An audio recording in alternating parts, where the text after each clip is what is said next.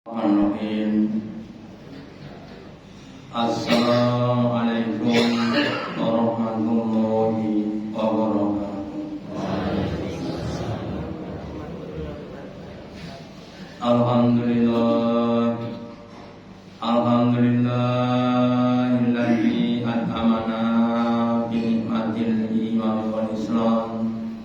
Asyhadu an la ilaha illallah wahdahu la syarika lah wa asyhadu anna Muhammadan abduhu wa rasuluhu la nabiyya wa la rasula ba'da. Allahumma shalli ala Muhammad wa ala ali Muhammad kama shallaita ala ali Ibrahim innaka Hamidum Majid wa barik ala Muhammad wa ala ali Muhammad kama barakta ala ali Ibrahim innaka Hamidum Majid. Qala Allahu ta'ala fi kitabil karim, a'udzu billahi minasy syaithanir rajim. Ya ayyuhalladzina amanu ittaqullaha haqqa tuqatih wa la tamutunna illa wa antum muslimun. Rabbi a'udzu an ashkuru nikmatallati an'amta alayya.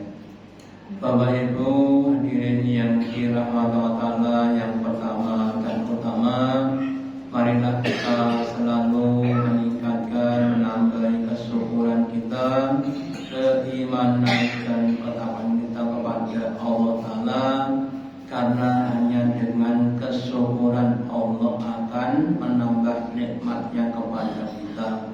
Hanya dengan keimanan maka semua apa yang kita ucapkan dan kerjakan akan bernilai amal soleh, dan hanya dengan ketakwaan maka kita akan semakin mulia di hadapan Allah Ta'ala. Bapak Ibu yang maha, sebagian doa yang diajarkan adalah Allahumma a'inni ala zikrika wa syukrika wa husni ibadatika. Kenapa? Karena hakikatnya kita adalah manusia, makhluk yang lemah, tidak mampu bersyukur, tidak mampu ingat, kalau tidak mampu untuk membaguskan ibadah kita kepada Allah. Maka perlunya kita minta tolong kepada Allah. Allahumma a'inni ala zikrika. Ya Allah, tolonglah kami untuk selalu ingat kepada Engkau, wa syukrika, dan mensyukuri nikmat-nikmat Engkau, wa husni fi ibadatika, dan supaya aku semakin membaguskan ibadahku kepada Engkau. Kalau kita ibadah anak sekolah Bapak Ibu, seharusnya kita itu setiap tahun naik kelas, kelas 1, kelas 2, dan seterusnya, SMP, SMA, dan seterusnya. Maka sebenarnya kita juga butuh dalam hal ibadah, dalam hal keimanan dan yang lainnya. Ibadah itu seharusnya ada peningkatan, baik secara kuantitas atau secara kualitas. Lah ibadah yang pertama kali akan dihisab adalah sholat kita.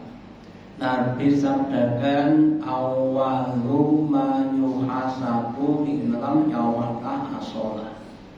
Amal pertama kali yang akan dihitung di hadapan Allah adalah sholatnya. Indah sholat selalu amali, ketika sholatnya baik, maka semua amal akan dianggap sebagai amal yang baik, langsung glundung dan swarga bagaimana? Glundung apa enggak?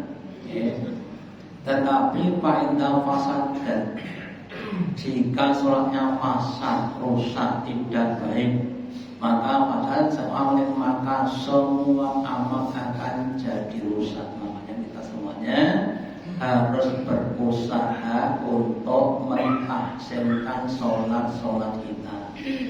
Apa yang kita sedang banyak semua faktornya, mulai dari waktu-waktunya, monggo dilakukan di awal waktu. Sholu fi awali waktu. Sholatlah kalian di awal waktu, nek saged ampun diendhete sampai akhir waktu. Yang kedua, syarat-syaratnya, rukun-rukunnya, ya, wudunya dan sebagainya, termasuk adalah pakaian untuk aurat kita ketika kita dalam keadaan sholat. Nah, kalau kita semakin sempurna sholat kita, insya Allah besok akan semakin mudah dalam menghadapi hisab. Maka pada pertemuan pagi hari ini saya akan mengingatkan kita contoh saya tentang pakaian sholat supaya kita semakin sempurna sholat kita. Sholat itu salah satu syaratnya adalah harus menutup aurat. Aurat itu apa? Aurat itu bagian dari tubuh yang harus ditutup ketika berhadapan dengan orang lain. Ya, auratnya laki-laki adalah dari lutut sampai ke pusat sampai ke udel. Ini namanya auratnya laki-laki. Sedangkan aurat wanita adalah seluruhnya, kecuali muka dan telapak tangan itu yang mungkin bisa dikecualikan. Harusnya dalam sholat harus ditutup auratnya kalau bisa, kalau mampu, ya. Maka dalam buah hadisnya Nabi bersabda, la yaqulu sholata haidin illa bihimarin. Allah tidak menerima sholatnya wanita yang sudah bimana sudah dewasa, kecuali dengan khumur, bermakna penutup kepala sampai ke dalam dada.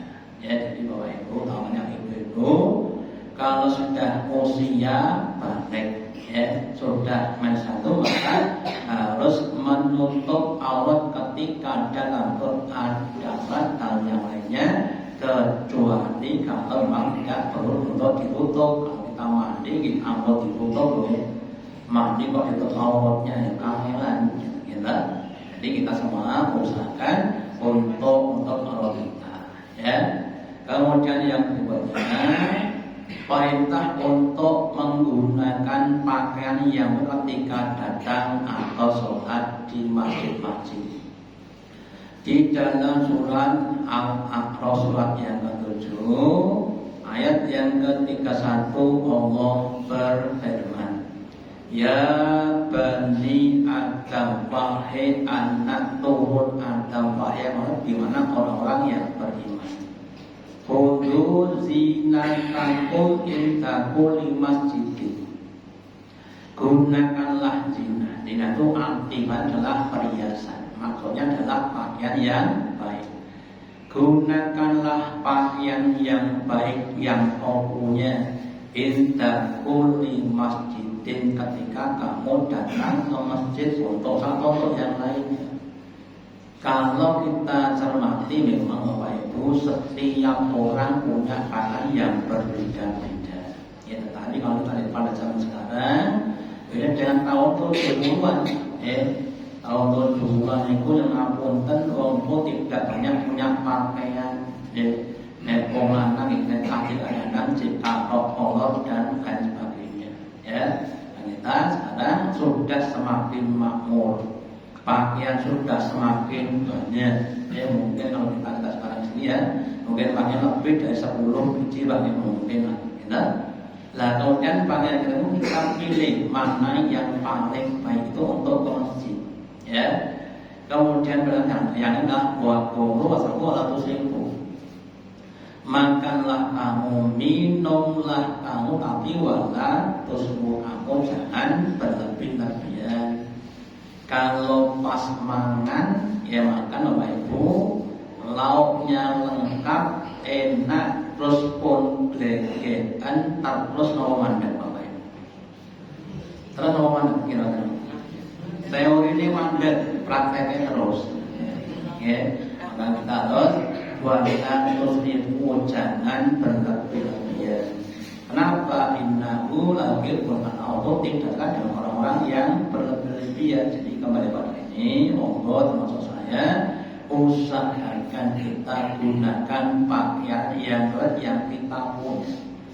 Lah kalau punya cuma kosong bagaimana ya? Nggak apa-apa kalau punya cuma itu. Tapi kalau ada yang lebih maka gunakan yang lebih baik supaya kita juga lebih baik di hadapan Allah. Ada orang yang berpendapat, ini pendapat itu jadi penjenengan cocok ngomong, penjenengan ngomong, ya. Kedudukan kamu di hadapan Allah itu sesuai dengan kedudukan Allah dalam hatimu. Jadi kalau kita mendudukkan Allah dengan kedudukan yang mulia, maka kita juga begitu. Kita akan dimuliakan di hadapan Allah dan sebaliknya. Kalau kita kurang menghargai Allah, maka juga Allah tidak akan kepada kita. Makanya monggo kita usahakan untuk bisa semakin mendudukkan Allah pada hati dengan terang yang lebih tinggi. Kemudian bab masalah warna. Nanti kalau kita terangkan di atas memang ada banyak warna, ada yang putih, ada yang merah, coklat dan lain sebagainya. Ya, tapi Nabi sabdakan ilbasu al-bayandu, pakailah pakaian yang warnanya putih. Wainaha at-aru at yabu, karena pakaian putih itu lebih suci dan lebih bagus. Wakafinu jika mau tahu dan kafanilah mau kamu dengan kain yang warnanya putih. Jadi ini adalah perintah untuk adab itu sunat. Monggo dilakukan lawan duit putih kabeh wong kudu pak dokter, kudu perawat kok putih kabeh. Ya. Nah, monggo nanti juga boleh pakai yang lainnya. Nanti kalau bisa monggo dengan putih karena putih adalah lebih bersih. Ya. Nah, jadi Bapak Ibu, ini ada namanya tingkatan-tingkatan. Contohnya melakukan tadi kalau tuh kata orang ini mau basoto ya, dengan saya regane 5.000 sak mangkok kita bu, enten sing 8.000, enten sing 20.000. Nah, lah nek soto 5.000 iki wae wong sak suwe, ojo ben ono sotone iwake akeh men, ono 20.000 kok. Kita juga begitu ya. Jadi kalau kita menapaki tingkatan-tingkatan ini kita akan harusnya semangat semakin baik. Jadi jangan saja ini bukan bicara boleh tidak, tapi bicara yang lebih baik. Jadi kita kelasnya harus semakin lama semakin meningkat. Karena Nabi juga katakan bahwa al-jannatu yaitu surga itu mi'atu darajat 100 tingkat. Jadi kalau kita ingin memilih yang lebih tinggi ya kita harus semangat semakin baik. Ya. Kemudian gorden atau tirai yang bergambar nanti diimplementasikan juga pada pakaian kita. Nabi bersabda, amiti anak iromati wahai Aisyah, jauhkanlah tirai kamu itu dariku. Kenapa? Wa innahu la tazallu tasawiru tanhibu an sholat. Karena gambar-gambarnya yang ada di gorden kamu itu melupakan aku dari sholatku.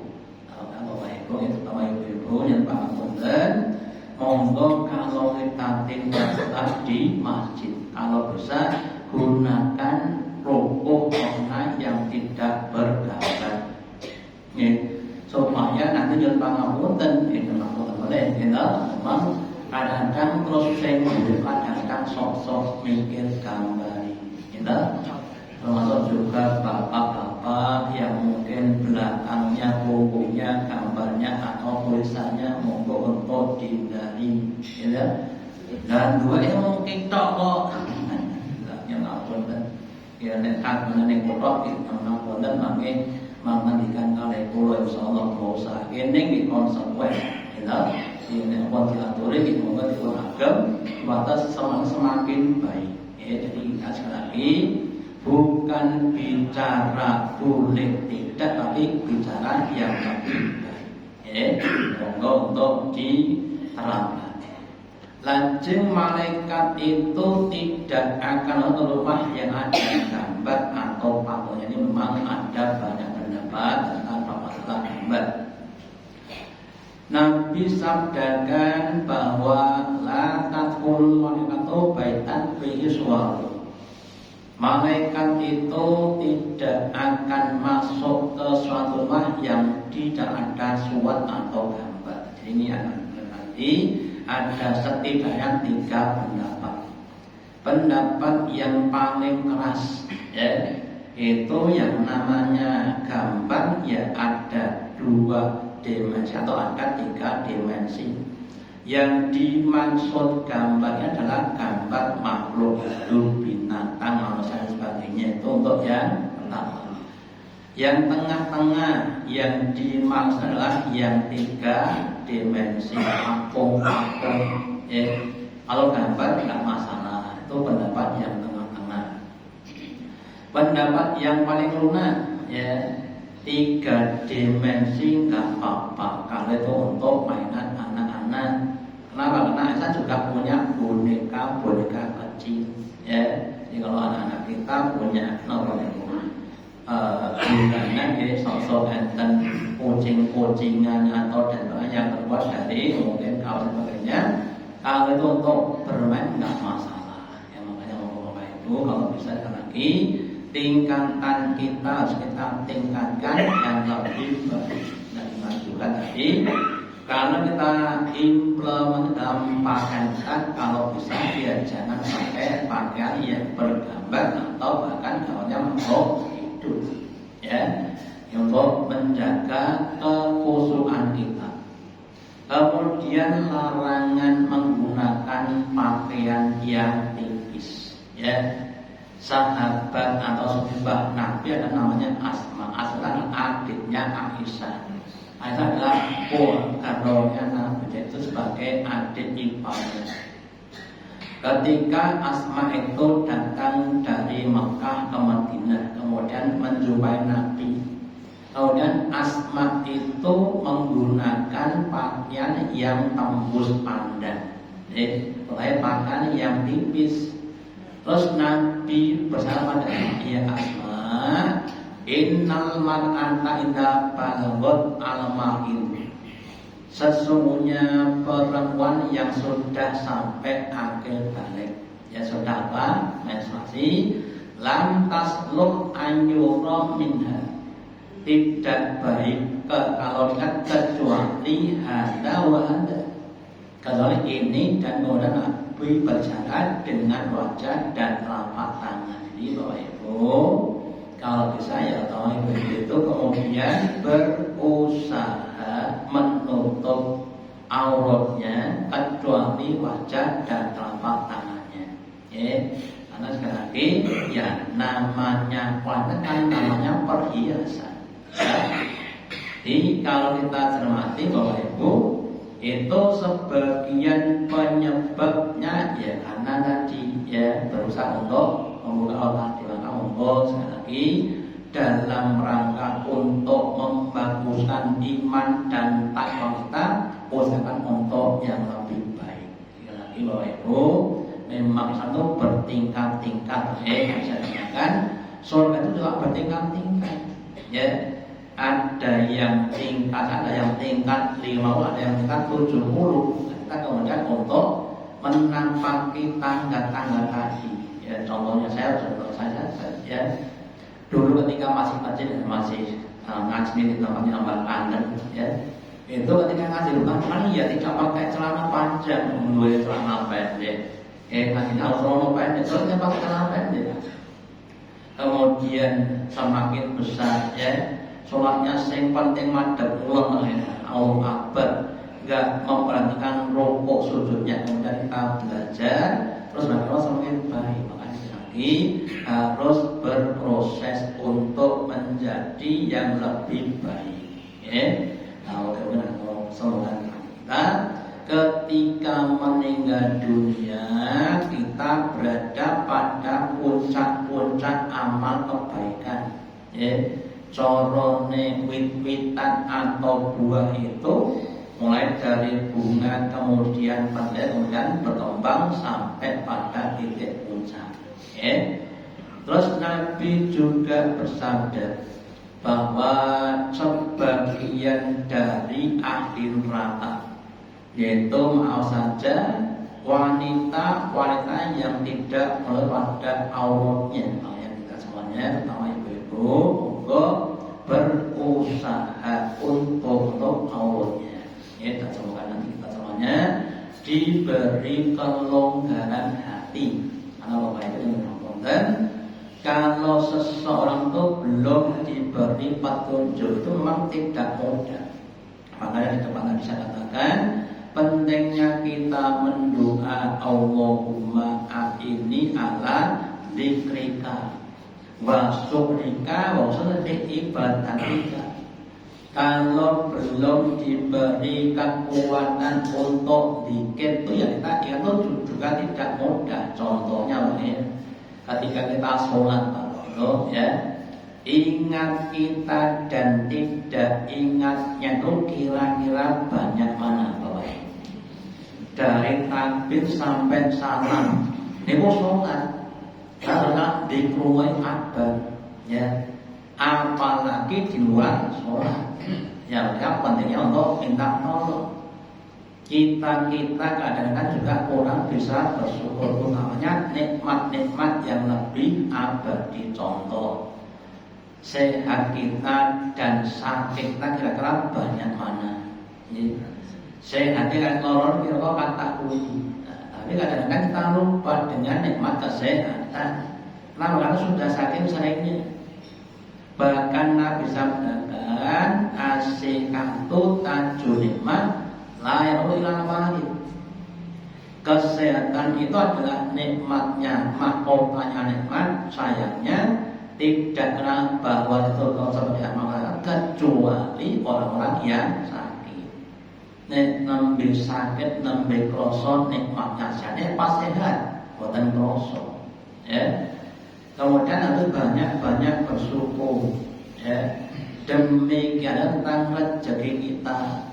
Yang banyak kita syukuri, yang sedikit pripun Pak? Sing akeh kita syukuri, sing sedikit pripun? Dipun syukuri ya, nyobu blonjo mosak jutaan tekno sedina alhamdulillah. Nyobu blonjo 10.000 tekno 3 dina.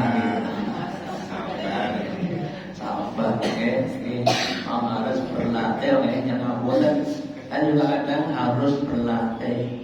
Apapun yang kita belum bisa itu wajar ya. Dereng saged sabar, meskipun jenenge sabar ning monggo latihan sabar. Donga Allahumma afrik alaina sabron dan seterusnya. Oke. Terus kita lanjutkan. Yang namanya keadaan itu bisa berubah-ubah. Pada zaman Nabi itu yang namanya merupakan suatu hal yang sangat-sangat mahal. Maksud kita semacam pada zaman tahun 60-70-an gitu. Ketika ibu-ibu itu belum banyak yang punya mukena gitu. Kemudian angin apa Bu? Angin apa? Angin jahit. Ini pun janjane ya orang patek sempurna. Lo ngarepe ya ketok jane. Nek duwe niku maka ya gunakan apa yang punya. Maka kemudian Nabi berikan contoh bagaimana menggunakan pakaian ketika sempit dan longgar. Nabi sampaikan idza kana wasi'an fa khalif baina tonopai. Jika kain itu dalam keadaan luas, ya, kalau kita coba itu bahwa zaman itu belum banyak pakaian bermakna baju. Antara cuma kain kados sarung, kados jarit, kados taplak itu. Nah kalau pas waktu kan dalam keadaan luas, terus dilipat atau diikatkan di leher, ya, kados tiang itu. Ibu-ibu ngambil masak di bunga itu apa? Oke, makanya kok ini pun pakaian yang luas. Sampai dia mau dibebat kita nih sore luas. Nah masa itu memang sangat-sangat kekurangan. Ya, lah ada cerita teman saya itu cerita, Ustaz, kakek saya itu kalau pas sholat pakainya tidak dipakai tapi dikalungkan begini. Ya, jadi saluran itu terus langit kakek buatan tinggu. Oh niku Ustaz sing salah rangke. Lah kok lah memang zaman Nabi itu enggak ada baju, adanya cuma kain. Terus kalau kainnya luas dikalungkan begini. Lah kemudian sudah ada baju, Nabi punya apa pakai baju. Jadi bajunya bukan dikalungkan tapi dipakai. Ini bawahnya sarung, terus bawahnya dipakai, bukan dikalungkan begini. Ini Ustaz apa santrinya yang salah dengar. Jadi kisahnya sahabat juga begitu. Bahkan orang ibu nanti terangkan, maaf saja, ketika pada saat itu tidak banyak orang yang punya pakaian yang cukup. Terus para kakung niku nganggone mung nyon ngapunten yang dibebenkan. Iku enten sing cepet. Ya. Terus Nabi sabdakan, wahai wanita, ibu-ibu, ketika kamu sujud duluan. Ibu niku sujudnya dhisik. Ning nek banget jatuh kemudian banyak belakangan. Sebab nopo. Nek bapak sujud, ibunya terus sujud, asal sujud. Kenapa? Karena orangnya kan kelihatan saya begitu. Yang orang akbar itu sujud, bapak tidak sujud. Kemudian bapak sujud. Tapi kalau pas bangkit itu bapak dulu. Ini bisa dibayar semasa. Memang sangat-sangat kekurangan namanya pakaian. Enten ini mau gumbal-gumbal atau kain-kain yang dibebankan. Nah sekarang ini bapak-bapak mungkin sudah banyak punya celana panjang atau mungkin sarung sebagainya, nggak masalah. Itu jangan begitu. Kemudian dengan semakin sempurnanya nikmat-nikmat itu, seharusnya ibadah juga semakin sempurna. Termasuk juga nanti kita menggunakan orang untuk bapak-bapak. Keluarga program dari masjid tengah harapan kan enten minyak wangi. Disemproti benteng yang mencengkang aja ben ambune wangi. Ngapunten boten berlanjut. Memang kadang-kadang jadi masalah. Kadang masalah Bapak Ibu, wong niku aromanya beda-beda. Aroma durian enten sing seneng, enten sing mumet. Si ane kok nggo pakune wah iki seneng cocok, padahal si B umet. Memang kadang-kadang jadi masalah. Bapak Ibu salah umum. Nah, yang dibagi layar minat dunia bisa waktu disenangkan bagiku wanita dan minyak wangi.